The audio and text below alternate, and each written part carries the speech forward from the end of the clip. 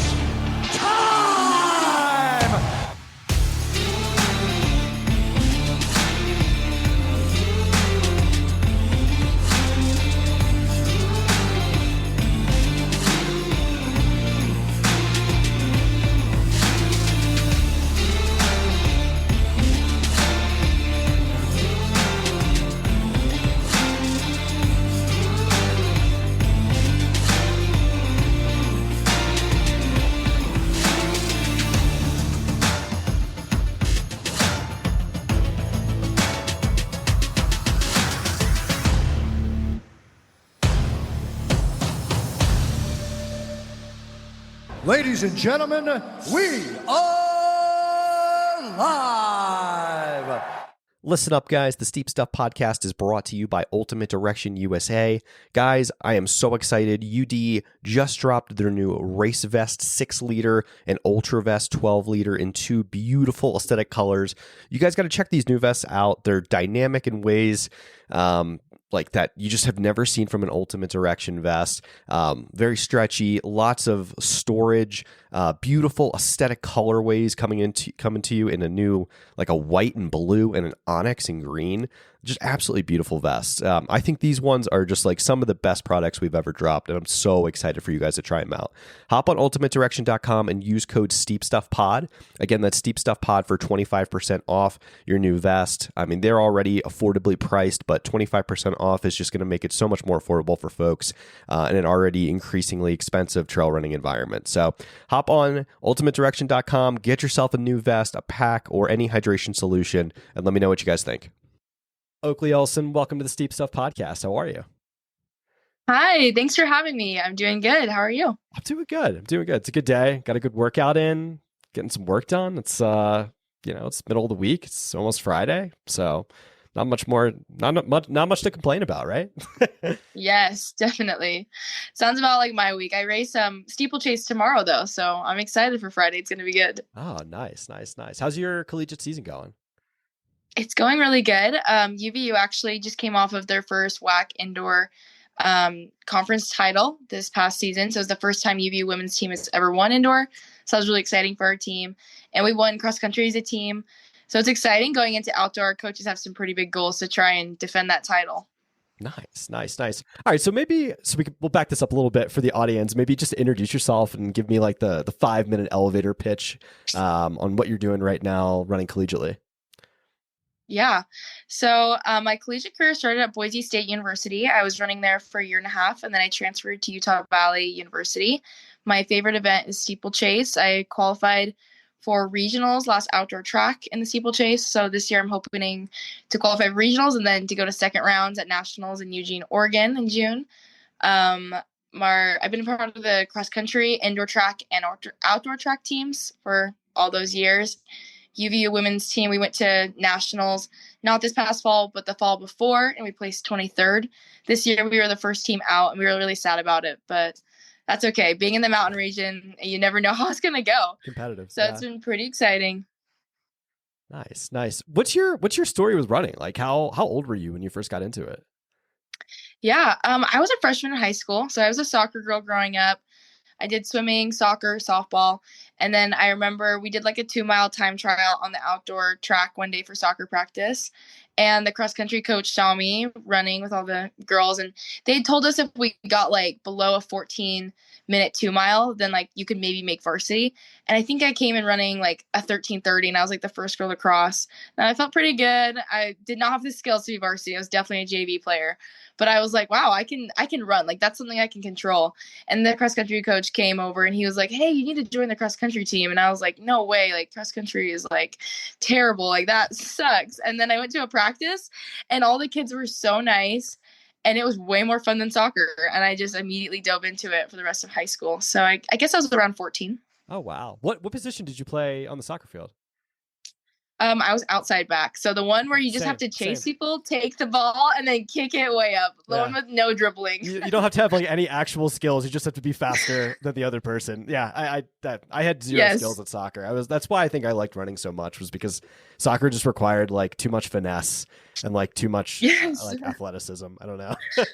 No, I was so funny growing up. I was like, cross country is so lame. Like I would never do that. But then people would ask me like, what do you like about soccer? And I'm like, oh, just like running. Like I like running the entire field. Like that's what I like. I don't like the skills. I don't like it being really tight. I like to just run as fast as I can for a far distance. They're like, oh, like cross country would be perfect then. That's awesome. So how did your high school years play out then? Like was it easy? Like what was that like getting like I guess you could say going to Boise State, getting recruited was the word I was looking for, or did you go as a walk-on? Like how did that process work? Yeah, so I was actually, for high school, I was in Maryland, and I went to 2 different high schools in Maryland, and then COVID hit my junior year. I grew up as a military kid, so my background's a little bit like literally all over the map. Senior year was COVID, so my family decided to move out to Utah, and back my junior year and sophomore year, I already knew I kind of wanted to come out west because distance running is just so popular being at altitude. So I'd reached out to a couple of different schools at altitude and in the mountains around here. But then I was offered a scholarship to Utah State and Boise State and a couple other schools. Those were like what it came down to the wire to. And I just really liked the environment at Boise with the girls on the team and with Allie Ostrander being such a prominent trail runner and steeplechaser, and me knowing like that's what I really, really had a passion for. I was like, okay, these coaches know how to make athletes that are tailored for those events. So that's kind of how my senior year I got recruited from Morgan High School in Utah to go to Boise. And then after a year and a half, I decided to come to Utah Valley. Nice, nice. You mentioned Allie Ostrander there. That's a huge name in our sport, and both obviously on the track and the trails. Was that someone, I guess, from a collegiate perspective, you really looked up to and wanted, I guess, admired in a lot of ways? Like, how was like that relationship? Absolutely. Yeah, not even just from like a collegiate perspective, but now as a professional, I think she's so authentic and she's so organic, and I love like her personality and who she is on social media, but also like the athletes she has. Like not a lot of female can say they were like a 3-time in a row steeplechase national champion, like from freshman, sophomore, junior, and then going professional event is just amazing. So talking to those coaches and hearing about how they trained her and how she really like had some amazing accomplishments in that environment, it was a no-brainer. I was like, oh, I love steeplechase. I've never done it, but they have such a history of it. Like, why not go and see how far I can go in it? I love that. It's interesting to me, like just from like looking at the sport, like I don't understand it. And maybe you can provide some color to this because I did not run at a collegiate level, but like why are steeplers so good at trail running? Like Joe Gray, Max King, like Grayson Murphy, like so at Allie, like there were so many solid steeplers that come over to the trails and just absolutely dominate. Like, is it the muscle dexterity? Like, what is it that makes you guys so good at trail running? You know, it's interesting because through college, I've thought the same thing. And all of my like steeplechase friends are now getting into trail running as well. And I honestly think it's less of the physical and more of the mental aspect. Like when you're trail running and when you're mountain running, you have to be able to look at the mountain in front of you and believe that like you're going to get to the top and back and be okay. And in steeplechase, there's I think 32 hurdles or 28, somewhere between 28 and 32. I never want to know the exact number because I'm like, I'll just go run it. But you have to believe like in yourself and have so much grit to the extent of like when there's 30 other girls around you, you need to jump before you can see it. You need to know that you're going to clear every single hurdle and have the confidence to do it. Because if you slow down going into it, you're only going to hurt your performance more. Not even in the aspect of like slowing down time, but like maybe you're not going to clear the jump because you don't have enough momentum. And I feel like in trail running, it's the same thing. Like when we're going down hills on that like decline, if you don't have the confidence and you don't have the grit to push through like mile 7, there's like twigs and branches and rocks, and just have like that fast, like innate, like flight instinct and that grit and confidence to know like, yeah, I'm going to do this. I'm going to do it well. And like, everybody's going to watch me do it. I feel like that's kind of where it transforms. You're not just like going around like a rabbit in a cage or sorry, like a hamster in a wheel, or like, yeah, like a rabbit just around the track. You kind of have to have a little bit more of, I guess, like dexterity is the word I would use. I don't know. And no fear too. It's because like, I have to be honest with you. Like I've never jumped a steeple before, but like I couldn't imagine jumping 20 of those things on a like running around a track. Like, I don't know. I just feel like you have to, because if you do, and you can provide more color to this, like if you eat one of those, like that's going to hurt pretty bad. Like, I feel like you have to have like no fear at all to just like have to like, you know, just jump over that damn thing. Or that's interesting to me. Oh, absolutely. And like when I'm trail running, I feel like it's the same way. Like I'm up at Timpanogos, and you hear stories of mountain lions and moose and bears and stuff. And you have to have no fear sometimes. You're like, I don't know what's out here, but like, I'm going to do this anyways. I'm going to be safe about it. But I feel like there's a big mental aspect of fear that could definitely leave people not getting as many opportunities as they could on the trails. Yeah, no, I love it. So you're an interesting character in the sport. You kind of popped onto the scene last year. I know you made some like a relationship with the trail team. We'll talk about that, about your selection of the trail team elite. But like you were the collegiate national champion for at Cirque Series Snowbird at the USATF mountain running champs. What did you finish? Like 6th place, which was insane, or top 10? Yeah, which was lights out. And then you also took the Mount Timp FKT. In, you know, I almost want to call it the Front Range of Utah, but it's in the Wasatch of Utah. Yeah, so like you've really like exploded onto the scene. I'm just curious, like what kind of stoked your interest into trails? Like what got you excited about it? Honestly, I would just say the trail team and their belief in me. I guess it kind of goes back to originally at Boise State. We mentioned Ali Ostrander. Another reason why I picked Boise State was because they really supported her in her trail running while she was in the collegiate world. So she ran at Worlds way back, maybe 2018. And those coaches, a part of the USA mountain running team, reached out to me because they saw I was at Boise State and that I was from Utah. So I had some experience being in the mountains. And my Boise State coaches were super supportive of me racing. It was pretty crazy. I had like a conference cross country championship. And then the next weekend I was in Thailand racing junior like worlds. And then the next weekend was like regionals. And they had Ali doing the same thing a couple years ago. So they were very used to it and easy to work with. But I think that sparked my original love of trail running, is just seeing how supportive the community was and how fun it was to just be like out in the mountains racing against other girls all around the world, but we all had the same thing in common. And then coming back last year, Andy Wacker, the head of the trail team, he has just had like unparalleled belief in me. And I think it's really inspired my confidence and getting to connect with other professional athletes like Andy Cornish and Grayson Murphy, like as a part of the trail team, has just built my own confidence going into races and training, and knowing that this sport is like amazing and upcoming for females and it's where I belong. So I think that's kind of like how it happened last year, is honestly just other people believing in me, which is pretty amazing. That was so cool. And it's crazy to like have, you know, pretty solid success just like without even having a full season, which is just wild. So I know this is going to change a little bit this year, where you're going to be racing like probably more or less a full like summer season. I know it's on deck for you. Like what do you have planned for the summer? Like what are you going to be racing? Yeah, so I'm going to go race the Centipede Scramble on June 1st. I also have my collegiate season going into it. So obviously you don't know how far you're going to go with the qualifying rounds, but there's regionals and nationals for the steeplechase that's like in between that race. And then I've talked to Andy a lot about going to Broken Arrow and getting that on my race calendar. And then there's a couple other ones like Cirque Series races that I want to do again. And then hopefully qualify for some teams to get back on that world podium and go back to Spain or to Slovenia. I've been talking to the trail team a lot about those opportunities. So that's kind of what I've been thinking so far. Super cool. Well, so you were just selected as one of the trail team elite. Congratulations. Thank Um, you. it's a huge deal because what is there only six? Is it six members this year? Five? Or, I think it's six or 6 or 7. Yeah, there's 6, and then we have Six. 2 on the ultra team, I believe. So they're That's still right. part of it, but it's slightly different. Okay, cool.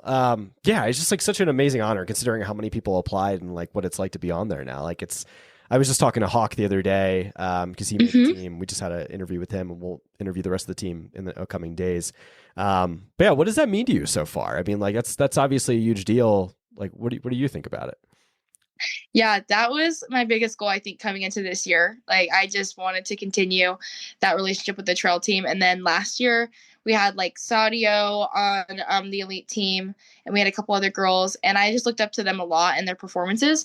So I knew, like, hey, maybe not next year, but like the year after, I'm going to just keep going for it. And then to actually have that goal come to life this year just means everything. To get to give back and I guess have even more confidence going into this season representing the trail team, going from like the club now to the elite is really a boost going into having a full schedule this year. Because honestly, last year I was just doing normal summer training and I just threw myself into some races with no workouts over the summer.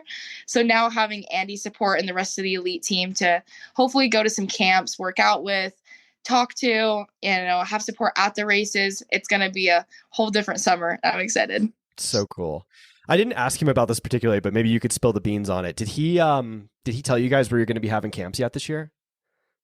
Yeah, so we're gonna do our Grand Lake camp again, and last year that was definitely, I think, a transformative place for all the beginning club level team members. So we're excited to do that again.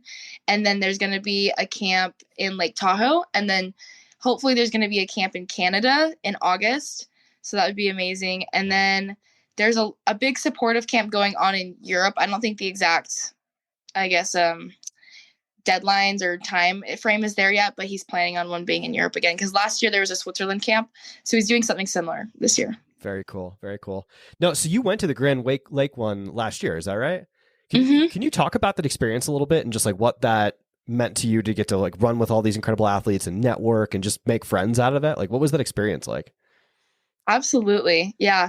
I'll just say, like, I would not have even known Snowbird was a US and collegiate mountain champs race unless I went to Grand Lake. Like, I didn't even know what Cirque Series was. I didn't know anything. And being in that environment around so many positive people, like, they were all talking about their race calendars. And I was like, oh, what is a race calendar and what races should I learn about? Like, I didn't know Broken Arrow was a race and how much prestigious it holds. I didn't know what like Golden Trail Series was.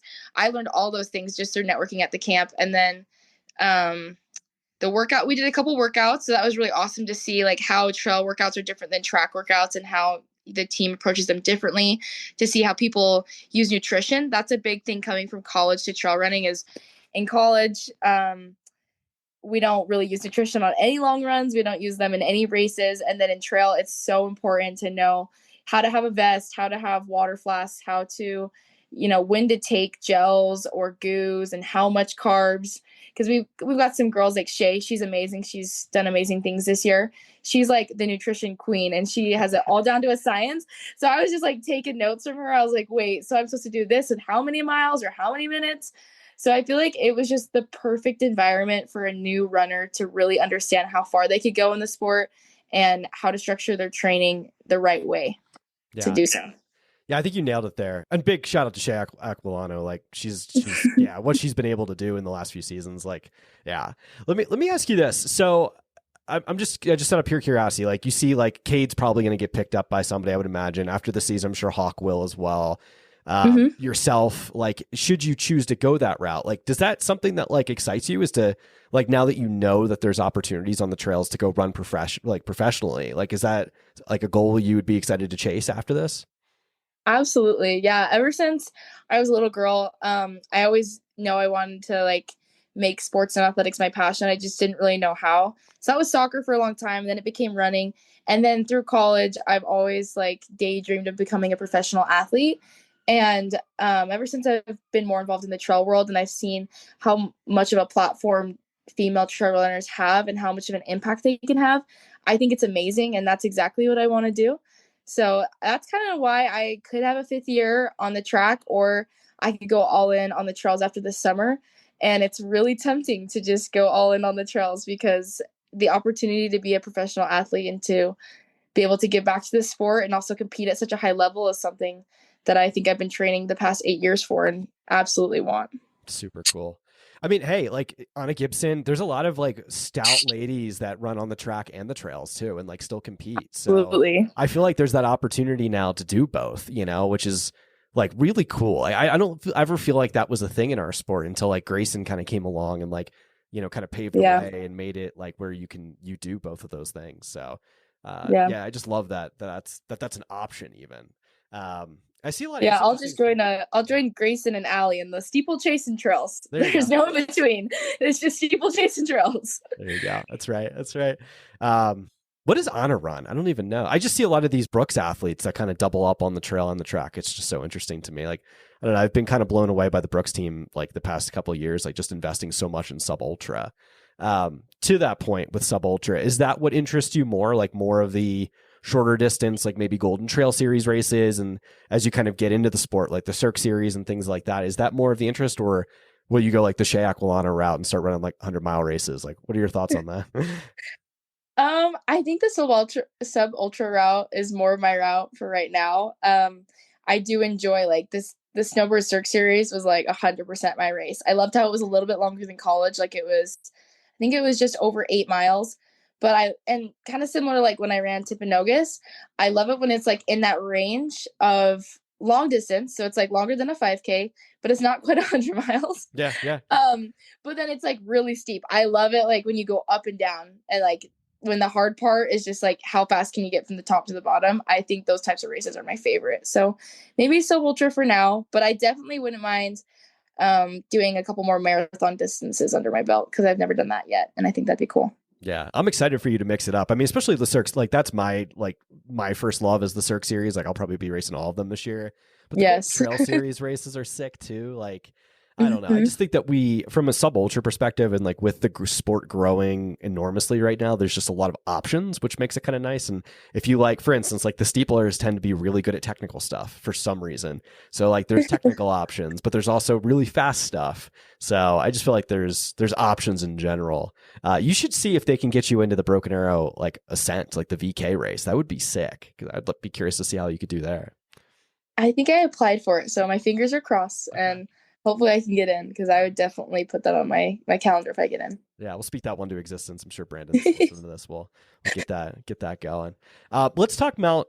Do you call it Mount Timpanogos? I just called it Timp because that's like what we call it for short. Like, Yeah, what is, you set the unsupported FKT on it last year. You absolutely smoked that course. Maybe talk about that. Like, what was that experience like for you? Because it's a pretty hefty, like techie mountain, isn't it? If I'm not mistaken. Yeah. Yeah, thank you. I was pretty excited about it. I'd run it once before with a friend, and so we kind of just did it for fun. Like I'd always wanted to hike Tim because I'd heard about it, and a lot of my friends were doing it last summer, and they were telling me how gorgeous it was. And I was like, yeah, I want to do that, but like I just want to run it because hiking it for 8 or 9 hours is not my thing. But if we can get this done in like 4, that'd be awesome. So we went up and did it for fun, and I kind of like looked at the route a little bit, but didn't pay too much attention to it. And then a couple weeks later, we just had like a long run as a team assigned to us, but our long runs are on our own at Utah Valley on Saturdays. And so I just was like, I think it was 8 or 9 in the morning. This is gonna sound so nonchalant, but I just like looked at Temp and I was like, I want to go do that right now. Like that sounds kind of fun. And so I literally like got in my Kia Soul.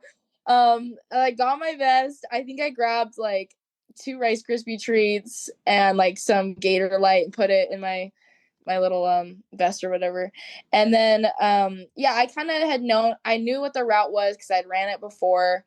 And I know with the FKTs you have to send in like a GPX file, so I was pretty like nervous about making sure I was on like the exact one because there's a couple different ways you can like spread off and go. But luckily the trail's pretty well marked and there's always like some hikers on it. So yeah, that day I just parked. I didn't have any music. I just was like, I want to do this today. I want to like prove to myself I can do something hard going into like our cross country season.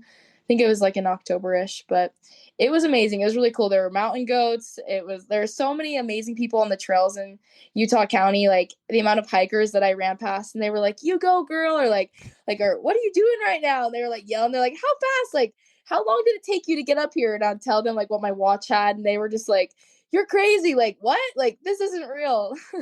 So it was I think honestly, all of the different people on the trails made it happen that day because they were so supportive. Like everybody was just yelling and kind of came together, and it was cute. Like I would pass people again on the way back down, and they'd be like, "Oh, you're the girl with the red vest. Like we remember you. Like you're back." And I was like, "Oh, that's so awesome." And then there've been a couple people like around town since then that have recognized me that were hiking that day, and they were like, "Oh, you were the girl with the red vest on Timp that like was flying down the mountain." And I was like, "Wow, this community is awesome." Like it was really that support that I think made it so fun that day to do. That's so cool. Yeah. I mean, like, I know, I think what makes those efforts and those things so fun is just the community in general, just especially people on the trail egging you on. Sometimes it's kind of hard because like you won't want to be an ass, but like, you're like, "Oh, get out," like, just like get out of my way a little bit. Like you don't want to run them over, but like, yeah, it's like this funny dichotomy of like, it's so true. It's great sport. I do have a question. I do want to double back to Cirque Snowbird because I just have so many competition questions for you, especially coming from the track and being obviously with that fitness level, transitioning into the track and still doing some stuff in the summer. What was that like kind of going into? Because that was, I mean, from a female competition perspective, that was probably the most competitive female race last year on American soil, if I remember correctly. I mean, you get to race Grace. You get to see Grayson. You got to race all the like Laurel Moyer, Rachel Tomziak, like the best of our sport on the sub ultra women's side. What was that level of competition like for you? Like, was it weird getting thrown into the deep end right away, or did you feel very ready for it? It's kind of interesting because it was like my first and last race of the season. Like it was the only one I did. But in a way, I think being on the trail team and being able to connect with those elite girls before and having like a good positive mentor relationship, I would say I expected to have a lot more imposter syndrome than I did. Like I showed up and I was like, "Oh, these ladies are like the best in the world at this sport, but they're also so nice and so awesome," and like waved at me on the warm up. So we're just gonna go out here and see what happens today. Like I think it was because of that environment, it gave me a little more confidence on the starting line. And then honestly, that race, Andy Cornish, she is a Solomon athlete, and I guess she ran for Solomon last year. And I met her at the trail team camp. Honestly, we came into the race and we did a pre-race together a couple days before, and she really built up my confidence. I mean, as a professional athlete, like her taking the time to, run with me, somebody she had just met, and like build me up before the race. And then during the race, we worked together. So where she would be like 20 feet ahead of me and she would yell at me. She'd be like, "Get your ass up here, Oakley." And I'd be like, "Okay." I'd be like, "Okay." And then I would like catch up to her. And then we had this joke. I don't know if you've seen Ford versus Ferrari, but there's like a poster and he's like, it says, "Go like hell, like 7,000 RPM." And so we joked about it. And I remember when you get to the ski lift at like the top of the mountain and you're about to take like a left turn and it gets pretty steep, like on the downhill part right there. I think I was like a little bit ahead of her, or she's a little bit ahead of me. I don't remember who it was, but one of us yelled the other one, like, "Go like hell." And then we both just like the next 2 miles, like we were next to each other and we were just like going through the race together, like the highs, the lows. We both fell, I think, a couple times. And it was amazing. Like just having her to run beside, I think that's where I finished where I did, just because I was like, okay, I'm Andy's twin. I'm just going to do whatever she does. Like, if she believes in me, I'm going to find a way. So it was pretty awesome having her be next to me last year. That is so cool. That's also unique. Like I've never heard someone talk about like such a competitive race and like going through it with a friend. Like that makes it so much more fun, yeah. right? Like I think it was hilarious. Like we passed Andy Wacker and he was on like the sidelines, like cheering us on. And he was like, "Oh my gosh, like we've got like some twins right now. Like they're just like yelling at each other, like while racing at the champs. Like we're literally yelling at each other to like keep up and like to finish together." It was super unique and it was amazing. So cool. And what a finish. Like I said, like top 10, like smoked a lot of really, really solid women. Does that give you confidence going to Sunapee this year? Yeah, for sure. Definitely. Especially considering like going into that race, like I kind of talked about, I just was relying completely on my track fitness. Whereas now I've talked to Andy a little bit about trying to get some trail workouts in. And learning exactly how to train better for trails, I think Centipede could be a lot more fun this year. A lot more Nice. prepared. Oh yeah. What is that? What would that look like for you? Because like Centipede is what, June 1st. So will you start hitting the trails, I don't know, month or two out to where probably in the next month or so, just doing some workouts on there to make sure you're like ready for technical stuff or certain like vertical? Like, what are your thoughts on that? Yeah, so obviously I'll still be with my team doing steeplechase and like 1500-meter and 5K training. So I think that'll play a really good help into like strength and the distance of what the race is going to look like, because I'm still running about 60 miles a week. So that works great. But I definitely am going to start doing, as long as my coach is okay with it, some like long runs on the trails to just get some more hills under my legs. And then when it gets closer to like the week of the race, or a couple weeks out, like maybe 3 weeks out, because I know we've got regionals the weekend before. So Okay. I'm like, Ooh. I'm going to have to be talking to Andy and my coach here and be like, okay, how do I fit in like a little bit of trail like throughout the week, but also steeplechase training without completely burning myself out and getting injured? So honestly, I'm going to leave it up to my coaches because it worked last year. Just making a couple tweaks to try and make Team USA again a couple years later. Dude, you're gonna be so fit for that race. Oh my gosh! Like, I mean, like even who cares about technicality? Like, you'll be, especially with the steeple season, leading, especially in regionals, like leading right up to that. Like, oh my gosh! Plus the fact that it's at sea level too, that always helps, right? Like, I was thinking about that. I'm like, yeah. sea level's gonna definitely help me out. It's gonna be nice. Super cool. Super cool.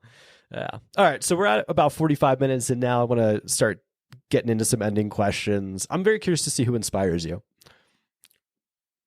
Yeah. Are we just talking about like in general or like directly in the sport? Could be whoever. In general, that's fine. That's a really good question. Growing up, I would have to say the biggest athlete that probably inspired me was Colin Quigley. I loved how she gave back so much to the sport with like the Fast Braid Friday thing that she's done throughout the years with like young girls. I definitely like braided my hair on every Friday and for every race because of that. And then even more so, she had like a Mermaid Mondays challenge with like swimming and like teaching girls. It wasn't just about like her doing a swim workout and telling girls to post about it, but it was like her giving the technique and training on like how to do it. And so I started swimming as cross training because of the platform she used to teach. And I remember she did some challenge and I like completed it. And she like sent me a Lululemon swimsuit and like reached out to me and was like, "You're amazing. This is so cool." So she's been a huge athlete in this sport. And I also love Emma Coburn too.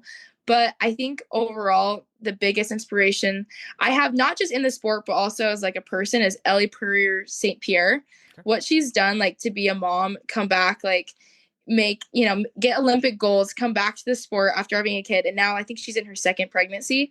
I just think her work-life balance and like her relationship with her family and also being the most elite female athlete she can be at her level is phenomenal. Like I want to be as composed as her and also like have, I don't know, so many different goals and just be achieving them all at the same time. It's such a great example for all females in athletics. Ooh, that's a good answer. Speaking of composure, do you get nervous at start lines? I think it depends on the race. Okay.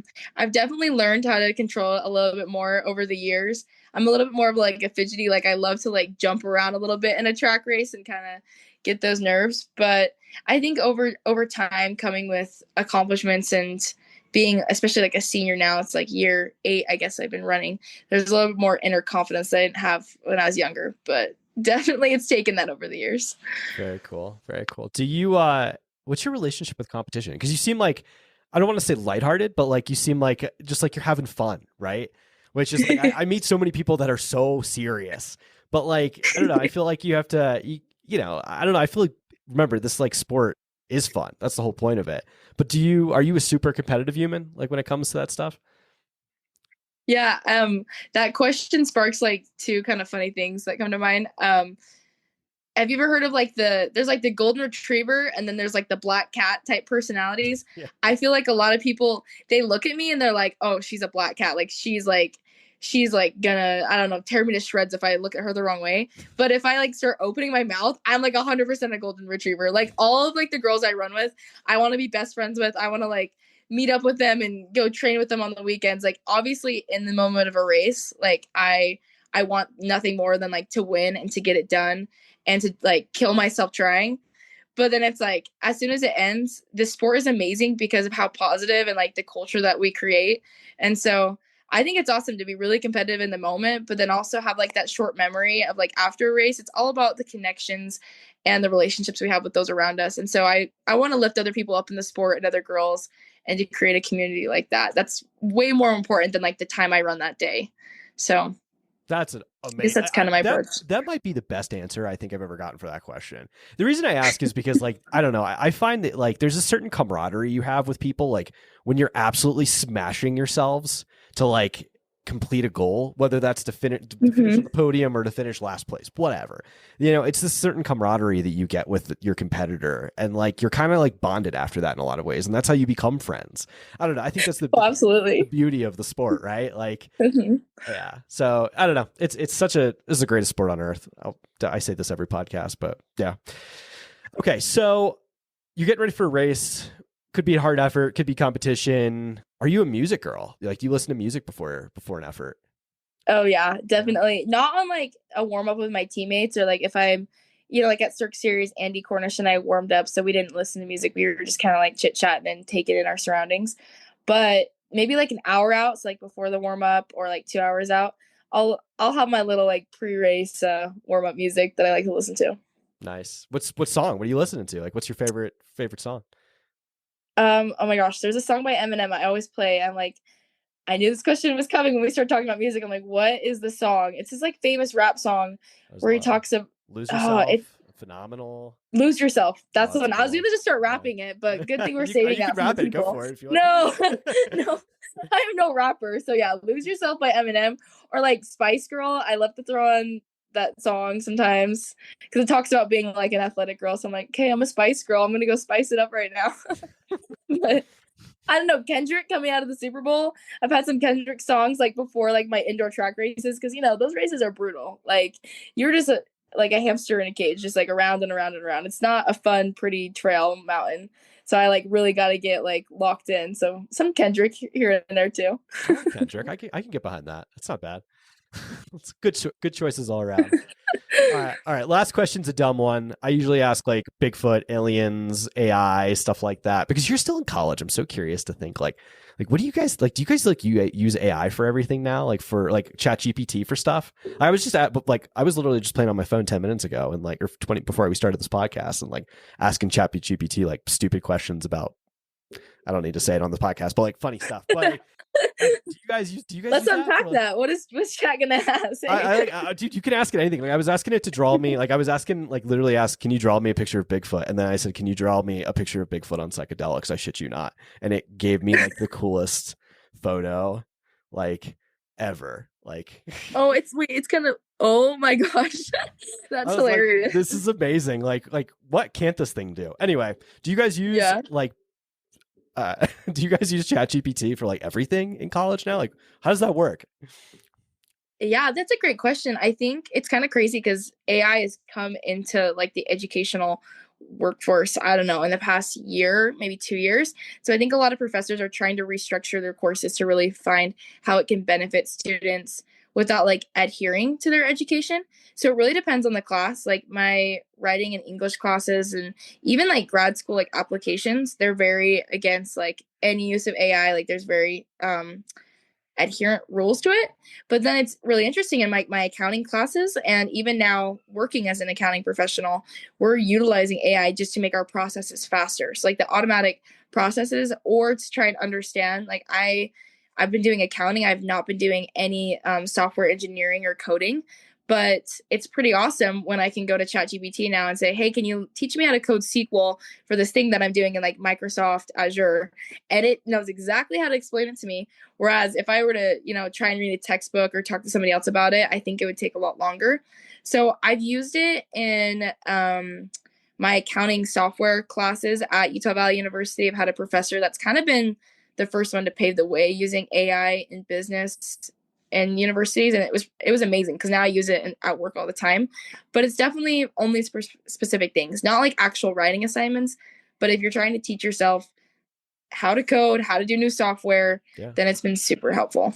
That's interesting. Yeah, I work in corporate. I was telling you this before this. Like, I work in corporate finance. I use SQL for everything. SQL and Python for like a Yeah. good amount of I don't data know stuff. SQL. I need chat to help me. And I was like, that dude, I never use, that's the one thing I never use. Like we have, I work for like a big Fortune 500 and like we have an internal AI, if you will, like our own like internal one. And like every now and then, like I'll pop it in like a Snowflake question, trying to like get it to do something for me for like Python and Snowflake, and it can't get it. It's like stupid. I'm like, but they don't allow us to use like actual chat GPT. So like in other times I've gone in just to like mess with it and see if I can get stuff out of there. I was like, wow, like this is nifty. Like I could do my whole job in like 2 hours without needing to, without even actually having to work. So this is kind of crazy. It is amazing what it can do. So I'm kind of curious to see like how that transforms in the workplace in the coming years, especially for you for tax. That's gonna be super fun. So Yeah, it's definitely interesting. Like right now, I feel like it can help speed up the process a lot. It usually can't take over the entire role that I'm doing, but it makes my role so much faster that I can go and do more higher level, like qualitative work instead of just like the quantitative part.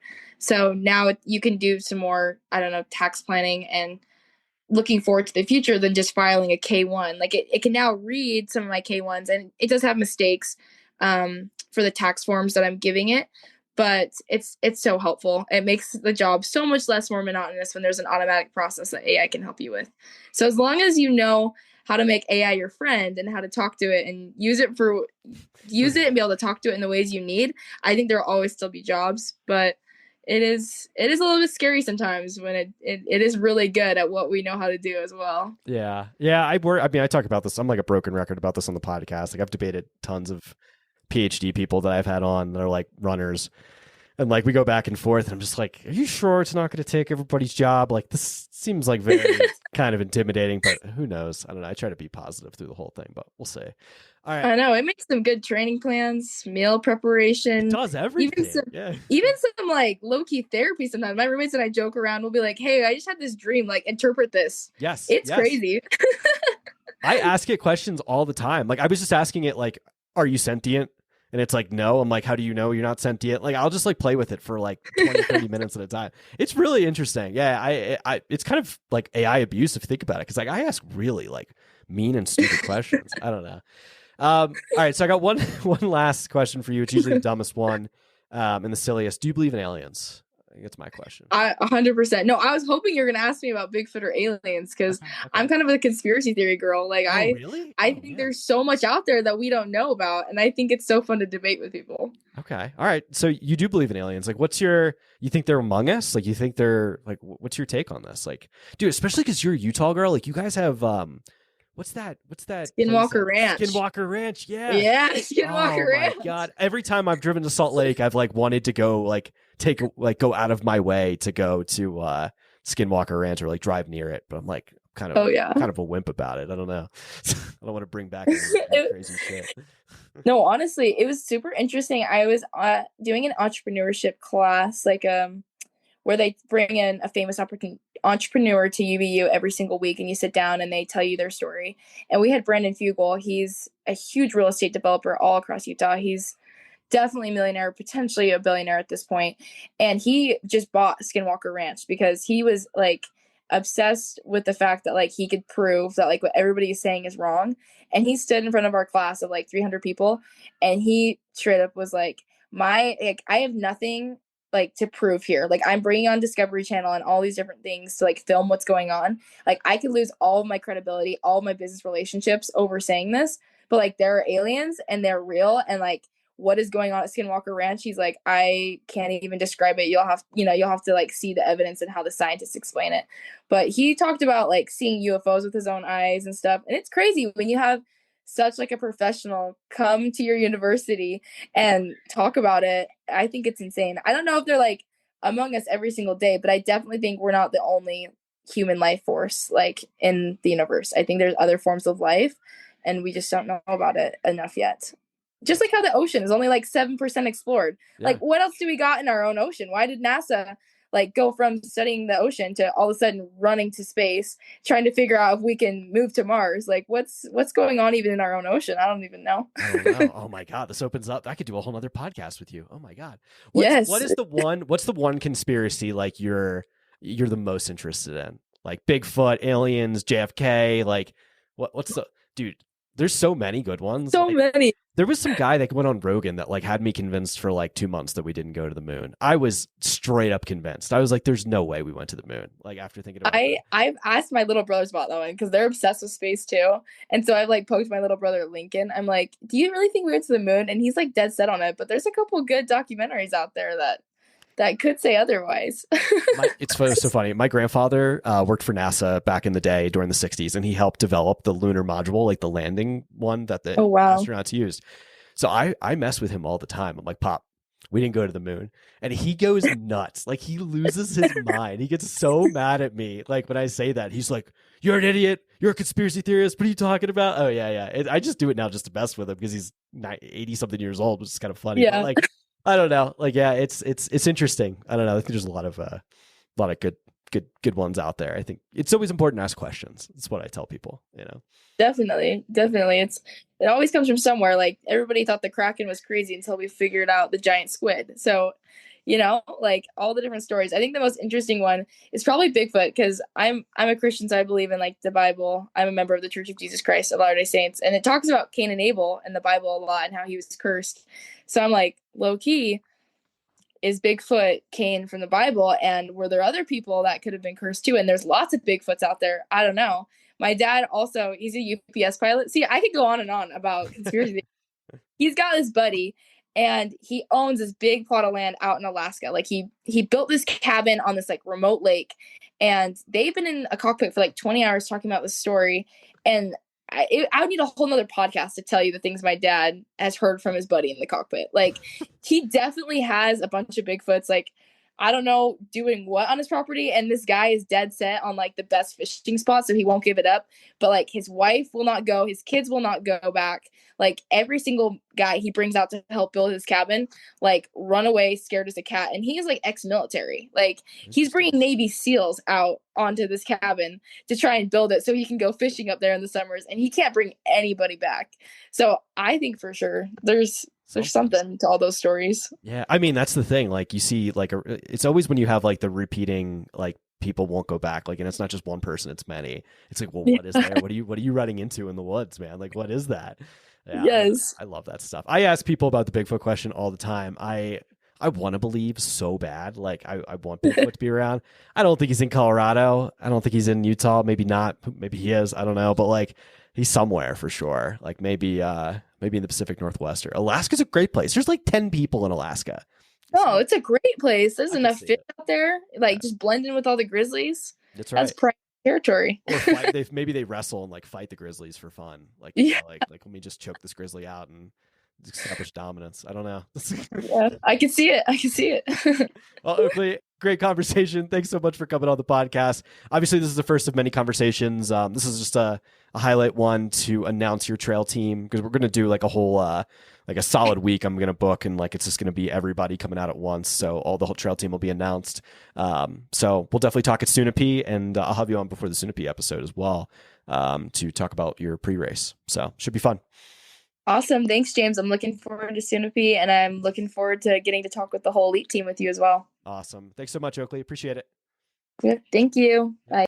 What'd you guys think?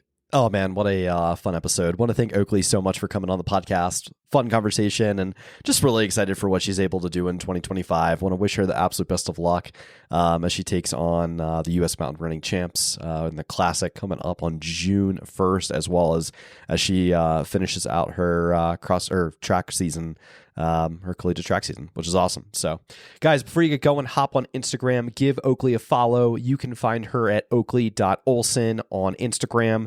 That's oakley.olson on Instagram. Give her a follow. Send her a message. Let her know what you guys thought about the episode. I'm sure she'd love to hear from you. Also, I can't remember if I wished her luck and congratulated her on on making the trail team, which is part of the emphasis for the conversation. So yeah, big things to come from the trail team, elite team in 2025. So super exciting. All right, guys, have a great rest of your week. I got a lot coming out. We just dropped the Kobe Trail race preview with myself and Nick Tusa. Just came out last night. I'm recording this. Actually, just came out 5 minutes ago from when I'm recording this, which is, yeah. But anyway, tune into that. Don't miss it, as well as don't miss this. We've got some great value in there for your guys' free trail fantasy picks. And yeah, everything you wanted to know about the Golden Trail Series race at Kobe, it is in there. So have a great weekend, guys. Thanks so much.